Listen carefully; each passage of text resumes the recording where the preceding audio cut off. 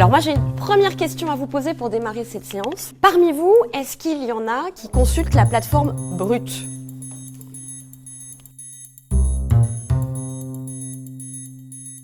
Pour créer cette séquence, on est parti d'un constat, les élèves disent consulter régulièrement des médias en ligne.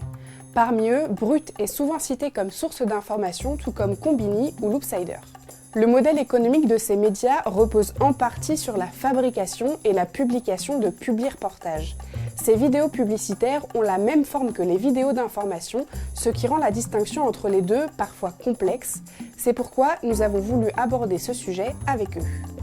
On commence par analyser les contenus publiés par Brut. Les élèves constatent alors que pour les vidéos d'information comme pour les vidéos publicitaires, la forme est similaire. On en profite ensuite pour observer la manière dont Brut indique que le contenu est une publicité. On constate que la signalétique des partenariats rémunérés varie en fonction des plateformes. À ce moment-là de la séance, on a remarqué que certains élèves ne voyaient pas en quoi il est important de savoir si la vidéo que l'on regarde est une publicité ou une vidéo d'information. Et pourtant, cette différence a forcément une influence sur le contenu.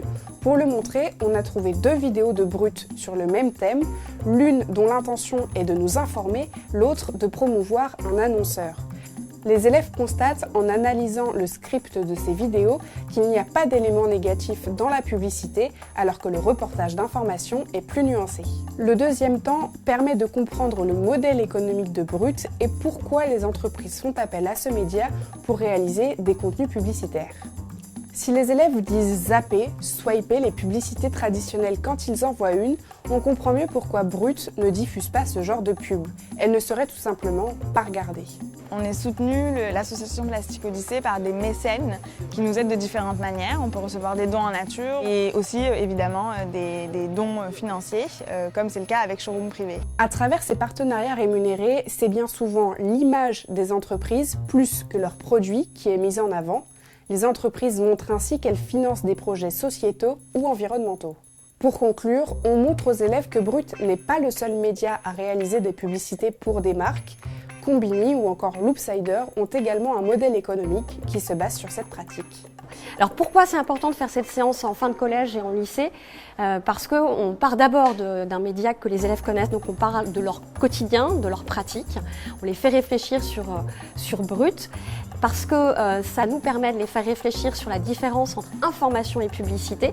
On voit que les contenus, c'est parfois confus et c'est important pour eux qu'ils soient, alertés, qu'ils aient des outils pour décoder ça.